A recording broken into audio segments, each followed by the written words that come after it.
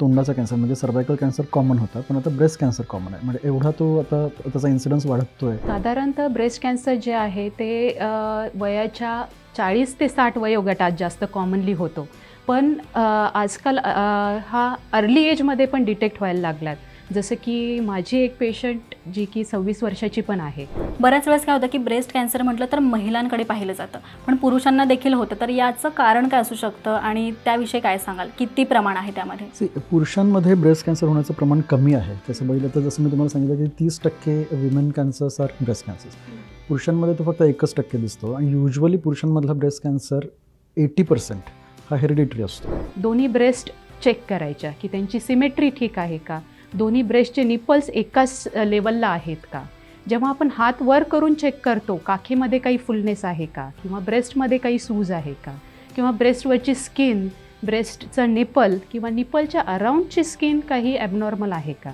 Simple thing is that की त्या साईडची breast कधी कधी हेवी पण फील होते आणि त्या ब्रेस्टची साईज वाढते, त्याच्यामध्ये लंप फील होत नसतो. अशा काही लक्षणांपासून म्हणजे दुर्लक्ष न करता आपल्याला योग्य तपासणी करणं गरजेचं आहे. कधी कधी प्रेग्नंट फिमेलला पण ब्रेस्ट कॅन्सर डिटेक्ट होऊ शकतो. त्यामुळे 2 गोष्टी असतात आपल्याकडे की ब्रेस्ट कॅन्सर ट्रीट करणे आणि तिची जी प्रेग्नन्सी आहे किंवा बच्चू होणे, प्रेग्नन्सी हे एक प्रिशियस गोष्ट आहे. जोपर्यंत डोक्यावरून पाणी जात नाही तोपर्यंत आपण डॉक्टरांकडे जात नाही. त्यामुळे ऑलमोस्ट 75% केसेस ज्या ओपडीमध्ये येतात त्या ॲडव्हान्स स्टेजमध्ये येतात. मी फक्त हाच संदेश देऊ शकतो की हताश होऊ नका, जस्ट थोडे 6 महिने हिम्मत ठेवा and you will be okay. Breast cancer जो दरवर्षी लाखो महिलांना होतो. मात्र हा आजार महिलांच्या कोणत्या चुकींमुळे होतो यावर अनेकांचे गैरसमज असतात. अनेकांना नाही ते प्रश्न देखील पडतात. त्यामुळेच आज आपण आरोग्य दर्पण या खास चर्चेत ब्रेस्ट कॅन्सरविषयी संपूर्ण माहिती घेणार आहोत. जसं की ब्रेस्ट कॅन्सरची लक्षणं काय आहेत, ब्रेस्ट कॅन्सर कोणत्या वयात होतो आणि सगळ्यात महत्त्वाचं म्हणजे हा आजार होऊ नये म्हणून कोणती काळजी घ्यायला पाहिजे, याविषयी आज आपण गप्पा मारणार आहोत. त्यासाठी आज आपल्यासोबत आहेत डॉक्टर तुषार जाधव, जे सर्जिकल ऑन्कोलॉजिस्ट म्हणून नवी मुंबईतील कोकिलाबेन धीरूभाई अंबानी हॉस्पिटल येथे कार्यरत आहेत. जवळपास त्यांना या क्षेत्रात 15 वर्षांचा अनुभव आहे. त्यांचं आपण स्वागत करूयात. धन्यवाद. यानंतर आपल्यासोबत आहे डॉक्टर दीपाली बोराडे, ज्या कन्सल्टंट रेडिएशन ऑन्कोलॉजिस्ट म्हणून नवी मुंबईतील अपोलो कॅन्सर सेंटर येथे कार्यरत आहेत. यांना या क्षेत्रात जवळपास 10 वर्षांचा अनुभव आहे. त्यांचं देखील आपण स्वागत करूयात. धन्यवाद. तुमच्या दोघांचंही मी स्वागत करते. डॉक्टर तुषार, पहिला प्रश्न तुमच्यासाठी आहे की ब्रेस्ट कॅन्सरचं नेमकं स्टेटस सध्या काय आहे भारतात? ब्रेस्ट कॅन्सर ॲक्च्युली सगळ्यात कॉमन कॅन्सर आहे वुमनमध्ये. स्त्रियांमध्ये जवळजवळ जोही कॅन्सर दिसतो 30% केसेस या ब्रेस्ट कॅन्सरच्या असतात. पूर्वी गर्भाशयाचा तोंडाचा कॅन्सर म्हणजे सर्वायकल कॅन्सर कॉमन होता, पण आता ब्रेस्ट कॅन्सर कॉमन आहे. म्हणजे एवढा तो आता त्याचा इन्सिडन्स वाढतो आहे की प्रत्येक दर 8 मिनिटाला एक नवीन केस डायग्नोज होते आणि जवळजवळ 10 ते 12 मिनिटामध्ये एकाची डेथ होते because of breast cancer. So incidence is very fast increasing. आणि फक्त अर्बन इंडियामध्येच नाही पण इवन रुरल इंडियामध्ये पण स्तनांचा कॅन्सर हा कॉमनेस्ट कॅन्सर आहे आत्ताच तुर्तास. सो त्यासाठी आपल्याला सगळ्यांनी सतर्क राहणं फार गरजेचं आहे. ओके, आणि याचे प्रकार नेमके कोणते कोणते आहेत? स्तनांचा कॅन्सर ॲक्च्युली बऱ्याच वेगळ्या प्रकारचा असतो. म्हणजे स्तनांचा कॅन्सर हा एकच आजार नाही आहे, त्याच्यामध्ये बरेच टाईप्स आहेत आणि युजली ते बायोप्सी आपण ज्यावेळी करतो त्या बायोप्सीच्या रिपोर्ट पद्धतीप्रमाणे आपल्याला तो टाईप कळतो. म्हणजे हार्मोन पॉझिटिव्ह किंवा hormone negative, triple negative, HER2 positive असे काही व्हरायटीज आहेत आणि प्रत्येक व्हरायटीमध्ये ट्रीटमेंट प्रोटोकॉल वेगळा आहे. म्हणजे बऱ्याच जणांना काही किमोथेरपी पहिल्यांदा लागते, काहींना सर्जरी पहिल्यांदा लागते आणि इव्हन सर्जरीचे प्रकार पण टाईपप्रमाणे बदलतात. सो टाईप माहिती असणं फार गरजेचं आहे आणि it is a very heterogeneous disease. म्हणजे हा सिंगल डिसीज नाही आहे. ओके, आणि मग हे टप्पे जे आहेत त्यातला मेन टप्पा कसा ओळखता येतो याविषयी काय सांगा? ॲक्च्युली कसं आहे की बेसिकली टप्पा in the sense stage of breast cancer. तर तसं बघितलं तर ब्रेस्ट कॅन्सर क्लिनिकली ढोबळमानानं 3 मध्ये डिवाईड केली जाते. एक म्हणजे एकदम अर्ली स्टेजमध्ये अर्ली ब्रेस्ट कॅन्सर, त्याच्यानंतर त्याच जागी तो वाढलेला असतो पण पसरलेला नसतो म्हणजे लोकली ॲडव्हान्स, त्याच जागी तो जास्त आहे. मिडल स्टेज यू कॅन से, एकदम सिम्पल लँग्वेजमध्ये सांगायचं असेल तर. आणि नंतरची स्टेज म्हणजे पसरलेली स्टेज. इव्हन आता पसरलेल्या स्टेजमध्ये पण जर लिमिटेड पसरलेला असेल तरीसुद्धा तो बरा होतो. म्हणजे अर्ली स्टेजमध्ये बरा होतो, मधल्या स्टेजमध्ये जो लोकल ॲडव्हान्स त्याच्यामध्ये पण बरा होतो आणि इव्हन पसरलेला लिमिटेड पसरलेला असेल तरीसुद्धा बरा होतो. सो रफली जर सिम्पल लँग्वेजमध्ये सांगायचं असेल तर अर्ली, लोकल ॲडव्हान्स्ड आणि मेटास्टॅटिक असे 3 ढोबळ मानाने स्टेजेस आहेत. पण ॲक्च्युली देर आर 4 स्टेजेस, पण ते आपल्याला पॅथॉलॉजिकल स्टेजेस म्हणतात, म्हणजे ऑपरेशन नंतरचे जे स्टेजिंग क्रायटेरिया आहे तो. पण क्लिनिकली बघितलं तर 3 stages, early, middle and let stage, मतलब पसरलेला स्टेज. डॉक्टर दीपाली, यामध्ये प्रकार तर त्यांनी सांगितले, पण त्यानंतर वयाचं पण फार असतं की म्हणजे ह्या वयात होतं, तर त्याविषयी काय सांगाल? साधारणतः ब्रेस्ट कॅन्सर जे आहे ते वयाच्या 40 ते 60 वयोगटात जास्त कॉमनली होतो. पण आजकाल हा अर्ली एजमध्ये पण डिटेक्ट व्हायला लागलात. जसं की माझी एक पेशंट जी की 26 वर्षाची पण आहे, आणि इवन ओल्ड एजमध्ये जसं की अबोव 70 इयर्समध्ये पण हा कॅन्सर पाहण्यात येतो आहे. प्लस जेव्हा एखादी फिमेल प्रेग्नंट असेल त्यावेळी पण हा कॅन्सर डिटेक्ट होतो. त्याच्यामुळे वयाचं असं बंधन नाही, पण जे मोस्ट कॉमनली आपण म्हणतो की कुठल्या वयोगटात होण्याची शक्यता आहे ते 40 ते 60 या वयोगटात. ओके. आणि कमी वयात का होतो याचं काय कारण सांगू शकाल? कमी वयात होण्याची कारणं अनेक आहेत. ब्रेस्ट कॅन्सरचं एक पर्टिक्युलर रिझन आपण देऊ शकत नाही, पण त्याचे मल्टिपल फॅक्टर्स आहेत, जसे की पाळी लवकर येणे किंवा पाळी लवकर लेट बंद होणे, किंवा रिप्रोडक्टिव्ह जे पिरियड आहे एखाद्या स्त्रीचा तो जास्त काळ असणे, किंवा हार्मोनल थेरपीज. पाळी बंद झाल्यावर बऱ्याच बायकांना हार्मोनल थेरपीज दिल्या जातात डिफरंट रिझन्ससाठी. त्यावेळी हा कॅन्सर जास्त होण्याची शक्यता असते. प्लस समजा तुमचं पहिलं बाळ लेट एजमध्ये झालेलं आहे किंवा ब्रेस्ट फीडिंग करू शकली नाही आहे ती आई, अशा फिमेल्समध्ये ब्रेस्ट कॅन्सर लवकर होण्याची शक्यता जास्त आहे. काही पर्सेंट केसेसमध्ये, जसं की 5 to 10% केसेसमध्ये हा कॅन्सर फॅमिलीमध्ये पण रन होतो, ज्याला की हेरिडेटरी ब्रेस्ट कॅन्सर म्हणतात.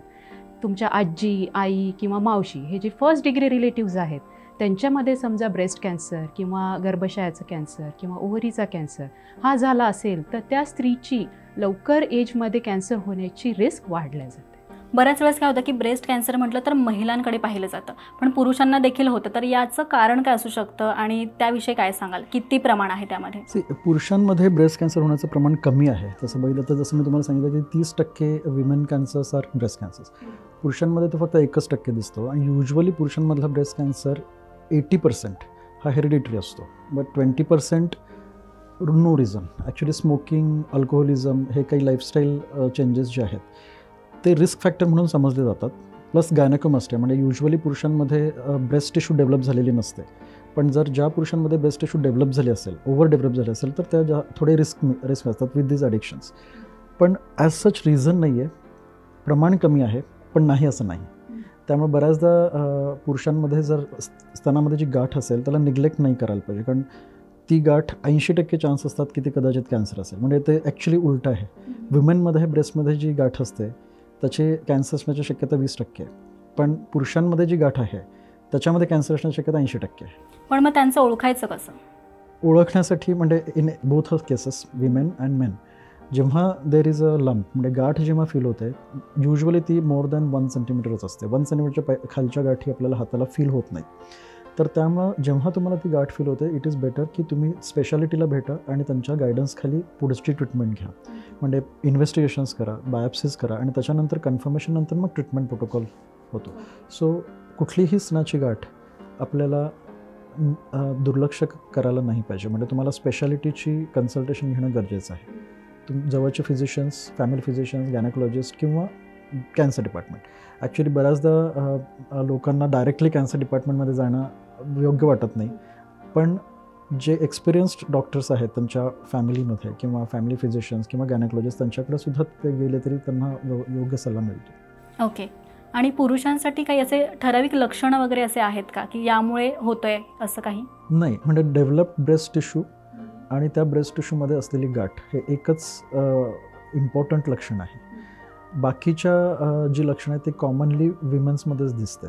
म्हणजे लंप असणं किंवा निपल रिट्रॅक्ट होणं, निपलमधून रक्तस्राव असणं, किंवा वरचे स्किन थिक होणं, स्किन पकरिंग असणं किंवा स्किन आतमध्ये खेचली जाणं, स्किनवरती काही अल्सर्स येणं, किंवा इवन काखेमध्ये काही गाठी येणं, या सगळे काही लक्षणं आहेत. किंवा सिम्पल थिंग इज दॅट की त्या साईडची ब्रेस्ट कधी कधी हेवी पण फील होते आणि त्या ब्रेस्टची साईज वाढते, त्याच्यामध्ये लंप फील होत नसतो.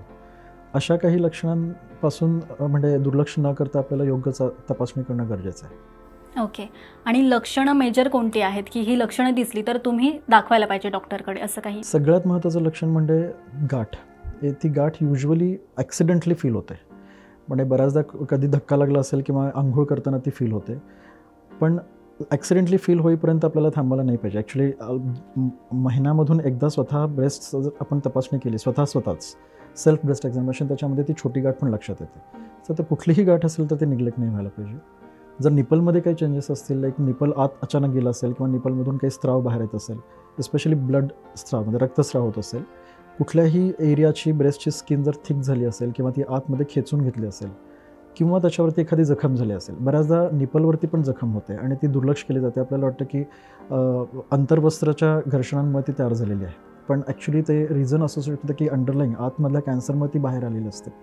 सो त्याला पॅजेट्स डिसीज म्हणतात. तो इट इज एक साईन आहे बेसिकली आतल्या कॅन्सरची.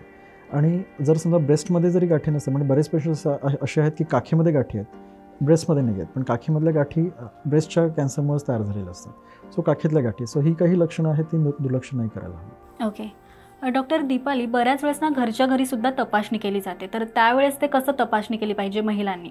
ओके, तर घरच्या घरी तपासणी आपण जे म्हणू शकतो की ब्रेस्ट सेल्फ एक्झामिनेशन, म्हणजे एखाद्या स्त्रीने त्याचे स्वतःचे अवयव चेक करणे. आणि हे खूप इम्पॉर्टंट आहे, कारण ब्रेस्ट सेल्फ एक्झामिनेशनमुळे आपण मॅक्झिमम कॅन्सर अर्ली स्टेजमध्ये डिटेक्ट करू शकतो. जसं यापूर्वी पण आपण पाहिलं की अर्ली स्टेजमध्ये आपण जेव्हा कॅन्सर डिटेक्ट करतो त्यावेळी त्याचा क्युअर रेट हा जास्त असतो. जेव्हा कॅन्सर हा स्टेज 1मध्ये किंवा स्टेज 2मध्ये डिटेक्ट होतो तेव्हा त्याचा क्युअर रेट 90%च्या वर असतो. आणि ज्यावेळी तो 3ऱ्या किंवा 4थ्या स्टेजला पोहोचतो त्यावेळी त्याचा क्युअर रेट हा 60%पेक्षा पण कमी व्हायला लागतो. त्याच्यामुळे हे खूप इम्पॉर्टंट आहे की ब्रेस्ट सेल्फ एक्झामिनेशन करणं. तर आता प्रत्येक स्त्रीने हे कसं करावं, तर जनरली वयाच्या 20व्या वर्षानंतर आपण ब्रेस्ट सेल्फ एक्झामिनेशन सुरू करायला पाहिजे. वयाच्या 20 वर्षापर्यंत बॉडीमध्ये भरपूर सारे हार्मोनल चेंजेस होतात, त्यामुळे 20 वर्षापर्यंत ते करण्याची गरज वाटत नाही. पण 20 वर्षानंतर हे हार्मोनल चेंजेस जेव्हा स्टॅबिलाईज होतात तेव्हा आपण हे ब्रेस्ट सेल्फ एक्झामिनेशन करायला हवं. तर आता ब्रेस्ट सेल्फ एक्झामिनेशन म्हणजे काय आणि ते कधी करायचं? तर ब्रेस्ट सेल्फ एक्झामिनेशन म्हणजे तुम्ही तुमच्या स्वतःचा अवयव नियमितपणे तपासून बघणं. जेव्हा आपण नियमितपणे तपासतो त्यावेळी एखाद्या वेळेस त्यात अनियमितता आली किंवा एखादी ॲबनॉर्मॅलिटी आली तर आपण ती लवकर डिटेक्ट करू शकतो. जसं की आपण मिररसमोर उभा टाकलो आहे, दोन्ही ब्रेस्ट चेक करायच्या की त्यांची सिमेट्री ठीक आहे का, दोन्ही ब्रेस्टचे निपल्स एकाच लेवलला आहेत का. जेव्हा आपण हात वर करून चेक करतो काखेमध्ये काही फुलनेस आहे का, किंवा ब्रेस्टमध्ये काही सूज आहे का, किंवा ब्रेस्टवरची स्किन, ब्रेस्टचं निपल किंवा निपलच्या अराउंडची स्किन काही ॲबनॉर्मल आहे का. जसं की कधी ब्रेस्टमध्ये रेडनेस येणं किंवा स्वेलिंग येणं किंवा वरची स्किन थिक झाल्यासारखी होणे, हे पण ब्रेस्ट कॅन्सरची लक्षणे आहेत. आणि जेव्हा आपण अशा ॲबनॉर्मॅलिटी डिटेक्ट करतो त्यावेळी आपण डॉक्टरांकडे जाऊन तपासणं गरजेचं असतं. बऱ्याच वेळा निपलमधून डिस्चार्ज येतो, पण एखाद्या स्त्रीला किंवा एखाद्या पेशंटला हे माहीत नसतं की हा डिस्चार्ज हा कॅन्सरमुळे आहे. समजा तुम्ही ब्रेस्ट फिडिंग करत नसतात तर कुठलाही डिस्चार्ज, निपलमधून होणारा डिस्चार्ज हा ॲबनॉर्मल असतो. त्याच्यामुळे जेव्हा तुम्ही हे एक्झामिनेशन करताय त्यावेळी हे खूप महत्त्वाचं आहे की तुम्ही तुमचे ब्रेस्ट पूर्णपणे तपासून बघणं गरजेचं आहे, प्लस तुमच्या काखेतला भाग तपासणं गरजेचं आहे. तर जेव्हा यात काही लंप लागतोय किंवा एखादी गाठ लागते त्यावेळी डॉक्टरांकडे जाणं गरजेचं आहे. आता नॉर्मल ब्रेस्टचं स्ट्रक्चर कसं आहे हे आधी तुम्हाला माहिती असणं गरजेचं आहे. नॉर्मल ब्रेस्ट ही ग्लँड्स, जे की आपण दूध तयार होणाऱ्या ग्रंथी ज्यांना म्हणतो, त्याने बनलेली असते, प्लस डक्ट्स असतात ज्या की हे दूधला कंडक्ट करतात. तर डक्ट आणि ग्लँड्स यांच्याने ही ब्रेस्ट बनलेली असते. त्यामुळे ब्रेस्टचं नॅचरल टेक्स्चरच हे गाठीसारखं असतं. जेव्हा आपण एखादा विचार करतो की एखाद्या गोणीमध्ये किंवा एखाद्या पिशवीमध्ये आपण तांदूळ टाकले तर त्याचा जो फिलिंग असतो तसा ह्या ब्रेस्टचा फिलिंग असतो. त्यामुळे हे फील करणं नॉर्मल आहे. पण यामध्ये आपण एखादा दगड किंवा एखादी गोटी यासारखी काही गाठ लक्षात आली तर नक्कीच ते ॲबनॉर्मल आहे आणि त्यावेळी डॉक्टरांचा सल्ला घेणं जरुरी आहे. ओके. आणि डॉक्टर तुषार, मग यासाठी चाचण्या कोणत्या कराव्या लागतात? कोणाला असे लक्षणं वगैरे दिसली तर त्यासाठी चाचण्या कोणत्या? सगळ्यात महत्त्वाची त्याला ट्रिपल टेस्ट म्हणजे 3 चाचण्या महत्त्वाच्या आहेत. एक म्हणजे डॉक्टरांकडून तपासणी करणे म्हणजे clinical examination. Second is imaging. आता इमेजिंगमध्ये युजली यंग एजमध्ये आपण पहिल्यांदा सोनोग्राफी करतो आणि 40 वर्षांनंतर सोनोग्राफी आणि एक्सरे मॅमोग्राफी केली जाते. बऱ्याचदा आता कसं आहे की आपल्या भारतामध्ये, आपल्या सोसायटीमध्ये कॉमन एज ऑफ प्रेझेंटेशन 30 आणि 40 आहे. म्हणजे जसं पाश्चिमात्य देशांमध्ये ओल्ड एजमध्ये कॅन्सर्स जास्त कॉमन आहेत, पण आपल्यामध्ये यंग एजमध्ये कॉमन आहेत. सो 30 आणि 40 वर्षामध्ये ब्रेस्ट डेन्स असतात, त्यामुळे कदाचित सोनोग्राफीमध्ये आणि एक्सरे मॅमोग्राफीमध्ये जे पाहिजे ते दिसत नाही. त्यामुळं विदाऊट हेजिटेशन इवन MRI पण कदाचित लागू शकतो. सो MRI, अल्ट्रासोनोग्राफी आणि एक्सरे, स्तनांचं इमेजिंग हा दुसरा टप्पा आहे. त्यामध्ये जर असं लक्षात आलं की कदाचित ही गाठ किंवा हे जे लक्षणं आहेत ती कॅन्सरचीच आहेत, हे ज्यावेळी थोडंसं आणखी आपलं शंका वाढते, त्यावेळेला third is a confirmation. Confirmation म्हणजे जिथं जो एरिया डाऊटफुल आहे, फॉर एक्झाम्पल जी गाठ डाऊटफुल आहे, on imaging and even on clinical examination ती बायोप्सी करून आपल्याला कन्फर्म करणं गरजेचं. So biopsy, so that means clinically तपासणे, इमेजिंगमध्ये तपास आणि त्याच्यानंतर बायोप्सीचा तपास म्हणजे पॅथॉलॉजिकल तपास, ह्या 3 गोष्टींमध्ये आपल्याला कन्फर्मेशन मिळतं. आणि एकदा कन्फर्मेशन झालं की तो ब्रेस्ट कॅन्सर आहे, त्याच्या नेक्स्ट तपासाची चाचण्यांची जी म्हणजे गॅमट आहे ते आहे स्टेज, म्हणजे आता कुठं कुठं पसरलेलं आहे. त्यासाठी काही एक्सरे स्कॅन्स किंवा पेट सिटी स्कॅन्स आहेत की ज्याच्यामध्ये आपल्याला स्टेज कळते. So these are some of the steps आहेत की जे डायग्नोसिस आणि स्टेजिंग करण्यासाठी महत्त्वाचे आहे. ओके, आणि ही जी गाठ असते तर त्याच्या आकारानुसार कोणती स्टेज आहे हे कसं ओळखावं? येस, बेसिकली स्टेज, कॅन्सरची स्टेज त्याच्या पसरण्यावरती डिपेंड करते. युजली 2 सेंटीमीटरपेक्षा कमी ज्या गाठी असतात त्याला अर्ली स्टेजेस समजले जातात. 2 ते 5 सेंटीमीटर किंवा 5 सेंटीमीटरपेक्षा मोठ्या लोकली ॲडव्हान्स म्हणजे मधल्या स्टेजमध्ये. आणि जर बेसिकली कसं आहे की इवन 2 सेंटीमीटरचा ट्यूमर तो पण पसरलेला असू शकतो जर तो अग्रेसिव्ह असेल तर. जसं मी पहिल्यांदा सांगितलं होतं, ब्रेस्ट कॅन्सर बऱ्याच वेगळ्या टाईपचे आहेत. काही ब्रेस्ट कॅन्सर खूप अग्रेसिव्ह असतात, त्यामुळे तो 2 सेंटीमीटरचा ट्यूमर पण ऑलरेडी पसरलेला असू शकतो, ते जे आपल्या स्कॅन्समध्ये दिसतं. सो ॲज सच साईजवरती आपल्याला स्टेज कळणार नाही, पण साईजवरती आपल्याला बरेच डिसिजन्स घ्यावे लागतात. 2 सेंटीमीटरच्या ट्यूमरसाठी सर्जरीज वेगळ्या असतात, 5 सेंटीमीटरच्या ट्यूमरसाठी सर्जरीज वेगळ्या असतात. सो त्याचा आकार, त्याचा स्टेज डिपेंड करत नाही. ॲक्च्युली आपल्याला स्कॅन्सवरती तो पसरला आहे की नाही पसरला त्याच्यावरती स्टेज डिपेंड करतो. ओके, मग शस्त्रक्रियेची गरज नेमकी केव्हा लागते? येस, शस्त्रक्रियाची गरज जेव्हा ब्रेस्ट कॅन्सर क्युरेबल आहे त्यासाठी शस्त्रक्रिया मस्ट आहे. म्हणजे आपल्याला कॅन्सर सर्जरी टाळता येत नाही. तो ट्यूमर 1 मिलीमीटरसारखा छोटा असो किंवा तो 10 सेंटीमीटरसारखा मोठा जरी असेल तरीसुद्धा जर तो पसरला नसेल किंवा लिमिटेड जरी पसरला असेल आणि जो तो ठीक करण्याच्या उद्देशानं आपण ट्रीटमेंट प्लॅन करत असू तर सर्जरी टळत नाही. म्हणजे बऱ्याचदा असं आहे की काही लोकांना किमोथेरपी पहिल्यांदा द्यायला लागते. किमोथेरपीमध्ये तो ट्यूमर श्रंक होतो. बेसिकली बऱ्याचदा असं होतं की तो श्रिंक झालेला ट्यूमर गायब पण होतो. आणि बऱ्याच केसेसना असं वाटतं की ट्यूमर आता गायब झालेलं आहे तर आता परत सर्जरी करायची गरज नाही आहे. But it is not so की गायब झालेला ट्यूमर तो परत येतो ज्यावेळी किमोथेरपी बंद होते. So surgery is must.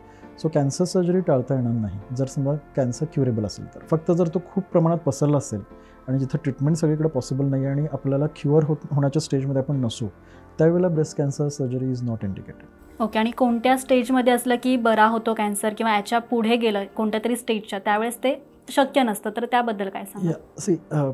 आता ॲडव्हान्सेस एवढे झालेले आहेत. म्हणजे किमोथेरपीमध्ये, टार्गेट थेरपी, इम्युनोथेरपी या सगळ्या मॉलिक्युल्समध्ये एवढे ॲडव्हान्सेस आहेत आणि ब्रेस्ट कॅन्सर सर्जरीमध्ये सुद्धा एवढे ॲडव्हान्सेस आहेत.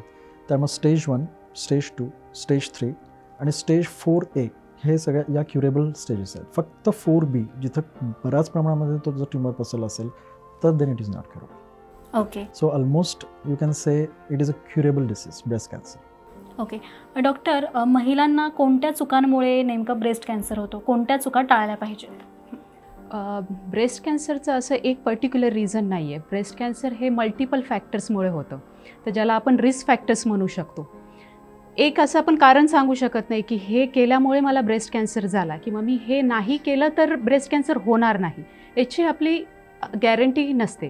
तर हे रिस्क फॅक्टर्स जे आहेत ते आपल्याला कमी करायला लागतात तर आपली रिस्क कमी होते. ओके, तर जे ब्रेस्ट कॅन्सरचे रिस्क फॅक्टर्स जसे की पाळी बंद झाल्यावर सडन वेट गेन होणे किंवा पाळी बंद झाल्यानंतर हार्मोनल थेरपी देणे, जंक फूड्स, मद्यपान, धूम्रपान ह्यासारख्या गोष्टींमुळे ब्रेस्ट कॅन्सर होण्याची रिस्क वाढते. परत समजा लेट मॅरेजेस आणि लेट फर्स्ट बर्थ ज्याला आपण म्हणतो की पहिलं मूल हे वयाच्या 32 नंतर किंवा 33 वर्षानंतर होणे ते एक रिस्क फॅक्टर आहे. परत ब्रेस्ट फीडिंग न करणे हे एक रिस्क फॅक्टर आहे. आपण ही रिस्क आणखी कमी करू कशी शकतो तर ब्रेस्ट फीडिंग केल्यामुळे रिस्क कमी होते. प्लस लाईफस्टाईल चेंजेस, जसे की मद्यपान धूम्रपान बंद केलं किंवा जेवणामध्ये हाय फायबर डाएट, कडधान्य ह्या गोष्टी, तर ह्यामुळे आपण ब्रेस्ट कॅन्सर होण्याची रिस्क कमी करू शकतो. ओके. आणि काही केसेस तुमच्याकडे असे आहेत का जे फार मेजरली केसेस होते असे काही पेशंटचे? पेशंटचं जनरली ब्रेस्ट कॅन्सर जेव्हा अर्ली स्टेजमध्ये डिटेक्ट होतो त्याची स्टँडर्ड ट्रीटमेंट आहे की समजा अर्ली स्टेज असेल, गुड बायोलॉजी डिसीज असेल तर आधी सर्जरी, मग किमोथेरपी आणि radiation therapy followed by hormonal therapy, अशा याच्या थेरपी आहे. त्याची treatment is like always multidisciplinary की सगळ्याच थेरपीज यात इन्व्हॉल्व्ह होतात. आणि काही केसेसमध्ये मात्र आपल्याला ट्रीटमेंटचा ॲप्रोच हा कस्टमाइज्ड करावा लागतो. जसं की प्रेग्नन्सी असोसिएटेड ब्रेस्ट कॅन्सर, कधीकधी प्रेग्नंट फिमेलला पण ब्रेस्ट कॅन्सर डिटेक्ट होऊ शकतो. त्यामुळे 2 गोष्टी असतात आपल्याकडे की ब्रेस्ट कॅन्सर ट्रीट करणे आणि तिची जी प्रेग्नन्सी आहे किंवा बच्चू होणे, प्रेग्नन्सी हे एक प्रिशियस गोष्ट आहे. तर आपल्याला ह्या दोन्हींचं बॅलन्स करून ट्रीटमेंट करावी लागते. तर अशावेळी बऱ्याच वेळा असं होतं, समजा पेशंटचं कुठलं ट्रायमिस्टर चालू आहे प्रेग्नन्सीचं, त्यानुसार तिची ट्रीटमेंट कस्टमाइज केली जाते. नॉर्मल प्रेग्नन्सी असेल तर पहिल्यांदा किमोथेरपी दिल्या जाते. किमोथेरपी देऊन डिलिव्हरी झाल्यावर मग बाकीच्या ट्रीटमेंट, जसं की रेडिएशन ही ट्रीटमेंट आहे किंवा सर्जरीच्या वेळेस आपल्याला ॲनेस्थेशिया द्यावा लागतो आणि त्यावेळेस पेशंटला किंवा बच्चूला धोका असतो. मग अशावेळी काही दिवस ही सर्जरी किंवा रेडिएशन हे पोस्टपोन केलं जातं किमोथेरपी देऊन. तशा प्रकारे आपल्याला प्रत्येक पेशंट हा वेगळा असतो आणि प्रत्येक पेशंटच्या गरजेनुसार, त्याच्या ट्यूमर बायोलॉजीनुसार आपल्याला ट्रीटमेंट ही कस्टमाइज केली जाते. आता जसं डॉक्टर तुषारनी सांगितलं की बऱ्याच वेळा रिसेप्टर पॉझिटिव्ह केसेस असतात किंवा ट्यूमर बायोलॉजी ॲग्रेसिव्ह ट्यूमर्स असतात. त्यावेळी आपल्याला किमोथेरपी आधी देऊन डिसीज श्रिंक करावा लागतो आणि मग ट्रीटमेंट केल्या जाते. ओके. डॉक्टर तुषार, तुम्ही काय सांगाल, तुमच्याकडे काही असे मेजर केसेस आलेले आहेत का पेशंट थ्रू? आपल्या सोसायटीमध्ये आपण जोपर्यंत डोक्यावरून पाणी जात नाही तोपर्यंत आपण डॉक्टरांकडे जात नाही. त्यामुळे ऑलमोस्ट 75% केसेस ज्या ओपीडीमध्ये येतात त्या ॲडव्हान्स स्टेजमध्ये येतात. म्हणजे ट्यूमर हा नेहमी 5 सेंटीमीटरपेक्षा मोठा असतो आणि तो आयदर स्किनवरून बाहेर आलेला असतो किंवा चेस्ट वॉलला रिब्सना चिकटलेला असतो, म्हणजे आपल्या भिंतीला चेस्टच्या. तर बेसिकली हे पाश्चिमात्य देशांमध्ये अर्ली ब्रेस्ट कॅन्सर खूप कॉमन आहे आणि आपल्याकडे locally advance breast cancer common आहे. सो आपल्या सोसायटीमध्ये चॅलेंजेस त्या पद्धतीनं आहेत. एक तर यंग एज असतं आणि यंग एज असल्यामुळे 30 आणि 40 यू कॅन अंडरस्टँड की यंग एजमधली वुमन त्यांना बाकीच्या रिस्पॉन्सिबिलिटीज पण फुलफिल करायचे आहेत आणि त्यांना त्यांची लाईफ पुढं कॅरी फॉरवर्ड करायची आहे आणि इवन त्यांना कॉस्मेसिस पण तेवढंच गरजेचं असतं. म्हणजे 70 किंवा 80 वर्षामध्ये एवढं कॉस्मेसिसची गरज नाही आहे जी 30-40 वर्षांच्या विमनमध्ये असते. So surgical decisions are aggressive always आणि त्यामुळे त्यांना प्लास्टिक रिकन्स्ट्रक्शन देऊन व्यवस्थित सुडौलता देणं हे पण एक चॅलेंज आहे. सो मेजॉरिटीली सगळ्या केसेस ॲडव्हान्स्ड असल्यामुळं you can say all cases are challenging in our surgical field. But techniques बरेच आलेले आहेत बेसिकली. टू बी प्रिसाईज जर मला टेक्निक सांगायची असेल टू युअर क्वेश्चन्स की फॉर एक्झाम्पल लार्ज ब्रेस्ट खूप कॉमन आहे. खूप कॉमन म्हणजे जवळजवळ 10 पैकी 3 किंवा 4 वुमन्समध्ये ब्रेस्ट लार्ज असतात आणि लार्ज ब्रेस्टचा त्यांना ॲक्च्युली बरेच तोटे पण होत असतात जे इव्हन त्यांना विचारल्यानंतर त्यांना लक्षात येतं की ते तोटे त्यांना होत आहेत. Like backache, neck pains, especially PMS pre menstrual स्ट्रेसमध्ये कंजेशन जास्त वाढतं आणि त्यामुळे तो त्यांना त्रास होत असतो. पण ॲक्च्युली आपण हे डिस्कस केलं जात नाही. आणि ज्यावेळी त्याच्यामध्ये ब्रेस्ट कॅन्सर डेव्हलप होतो तर सपोज ब्रेस्ट कॅन्सर जर छोटी साईज असेल, नाव इट इज रिलेशन, म्हणजे ट्यूमरची साईज आणि ब्रेस्टची साईज ह्याचं रिलेशन असतं. जर समजा ब्रेस्ट मोठी असेल त्यामुळे 5 सेंटीमीटरचा ट्यूमर छोटा असणार आहे, पण तोच 5 सेंटीमीटरचा ट्यूमर छोट्या ब्रेस्टसाठी मोठा असतो. नाव मोठ्या ब्रेस्टमध्ये हे ट्यूमर्स जर असतील तर ते एक्ससाईज करणं म्हणजे काढून टाकणं ऑपरेशनला ते खूप इझी सर्जरी आहे बेसिकली. आणि इवन त्यामध्ये ब्रेस्ट साईज पण चेंज होत नाही आणि 1-2 दिवसात तुम्ही घरी जाता, एव्हरीथिंग इज व्हेरी गुड. म्हणजे सगळेजण हॅपी असतात, पेशंट हॅपी असतो, डॉक्टर्स हॅपी असतात. पण ब्रेस्ट ज्यावेळी आपण वाचवतो स्तन कॅन्सरमध्ये त्यावेळेला त्याला रेडिएशन थेरपी देणं गरजेचं असतं. हा रूल आहे. ज्यावेळी लार्ज ब्रेस्टला वाचून आपण रेडिएशन थेरपीला जातो त्यावेळी लार्ज ब्रेस्टला रेडिएशन देण्यासाठी त्यांचं रेडिएशन फील्ड पण लार्ज राहतं आणि त्यामुळे त्याचे दुरुपयोग चालू होतात. म्हणजे स्किन प्रॉब्लेम्स चालू होतात, लंग्स आतमध्ये जे फुफ्फुस आहेत किंवा हृदय आहे त्यांना जास्त रेडिएशन बसतं आणि त्यामुळे त्याची टॉक्सिसिटी येते. आता फॉर एक्झाम्पल एक एक्झाम्पलच द्यायचं असेल तर कोविड-19 ज्यावेळी आला त्यावेळी कोविड-19मध्ये सगळ्यांसाठीच तो नवीन आजार होता. इवन ऑंकोमध्ये पण आम्हाला गाईडलाईन्स थोडे चेंज झाले होते आणि त्या कोविड-19मध्ये मी जस्ट फॉलो करत होतो की माझे कोणते पेशंट्सची डेथ झाली कोविड-19मुळे. ब्रेस्ट कॅन्सरपासून सर्वाईव्ह झाले पण कोविड-19मध्ये डेथ झाली. तर ऑलमोस्ट 62 पेशंटचा डेटा मी कलेक्ट केला आहे. त्या 62 पेशंट्समध्ये 58 पेशंट्सचे ब्रेस्ट लार्ज होते आणि त्या लार्ज ब्रेस्टमुळे त्यांच्या फुफ्फुसांची कॅपॅसिटी कमी झाली होती आणि दे कुड नॉट सर्वाईव्ह. म्हणजे कोविड-19 त्यांना सस्टेन करता आलं नाही कारण त्यांची लंग कॅपॅसिटी कमी झाली होती. म्हणजे कॅन्सर ट्रीटमेंटच्या वेळी त्यांना प्रॉब्लेम नाही झाला, पण नंतर त्यांना प्रॉब्लेम झाला. तर हे टाळण्यासाठी आपल्याला ब्रेस्ट साईज कमी करणं गरजेचं आहे. आणि ज्या वेळेला म्हणजे प्लास्टिक रिकन्स्ट्रक्शनचे काही आहेत कॉस्मॅटिक सर्जरीज की ज्याच्यामध्ये ब्रेस्ट कमी केल्या जातात, ते वापरून आपण कॅन्सर सर्जरी प्लॅन करू शकतो.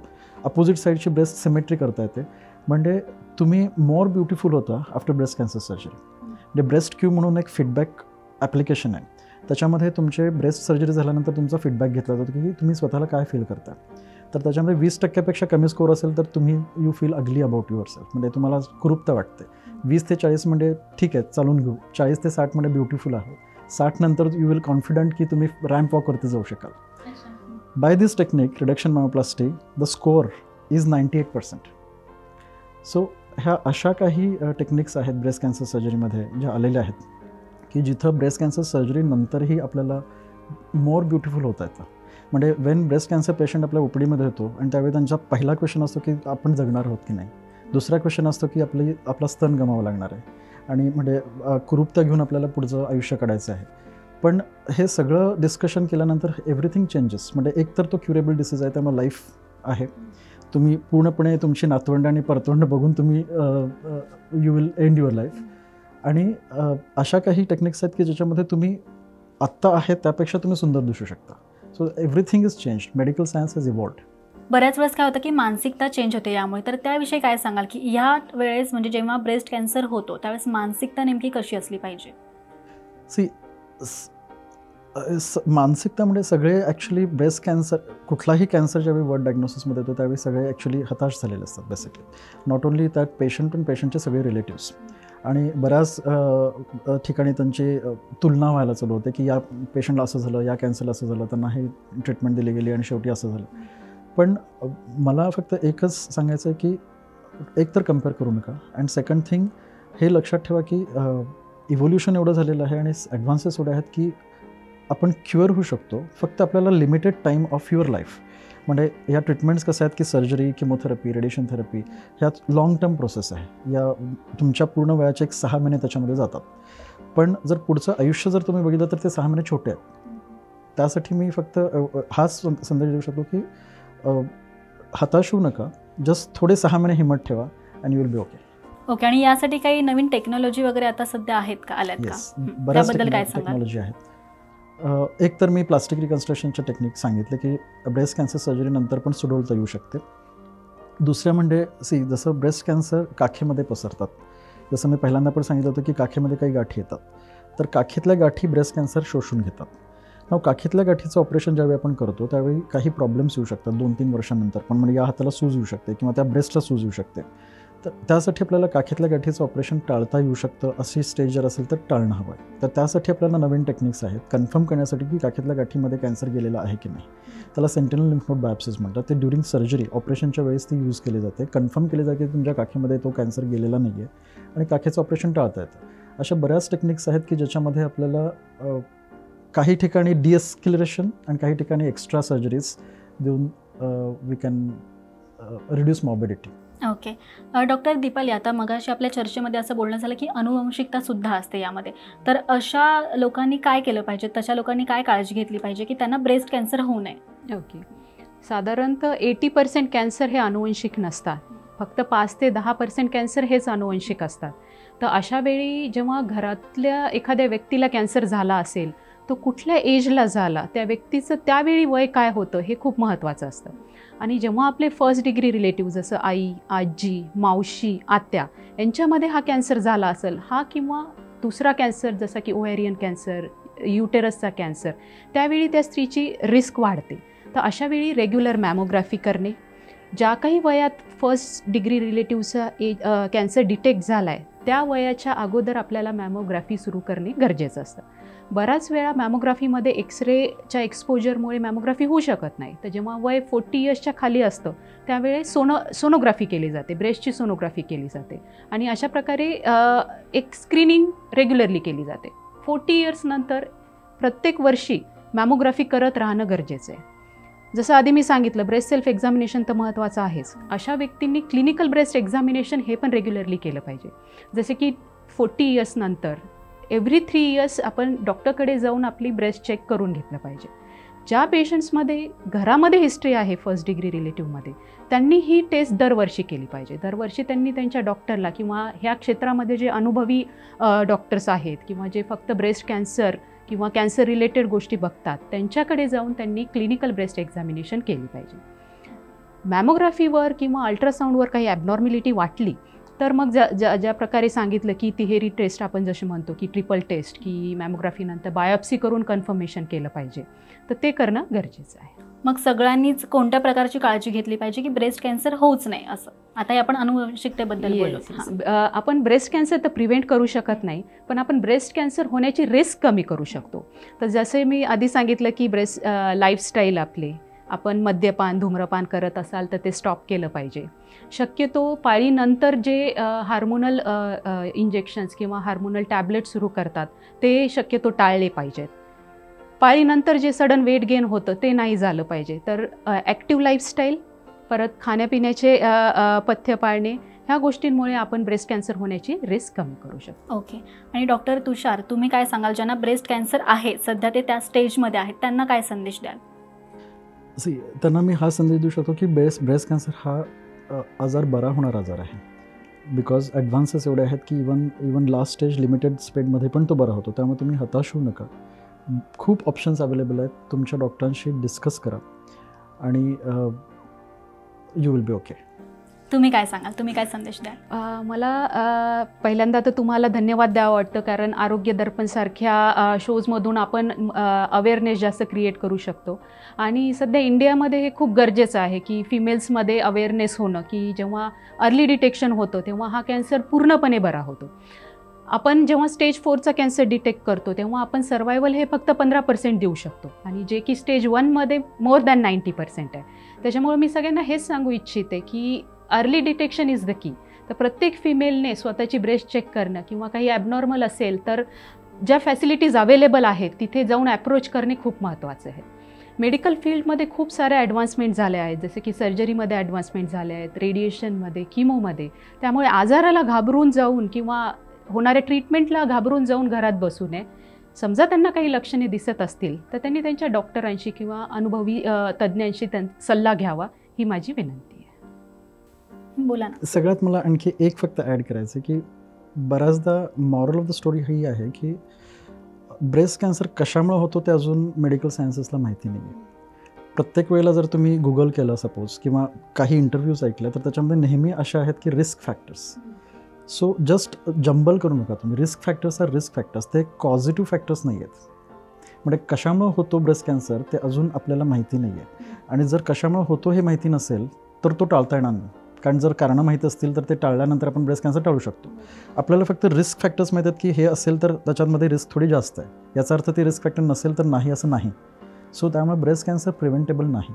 That is main agenda of this talk.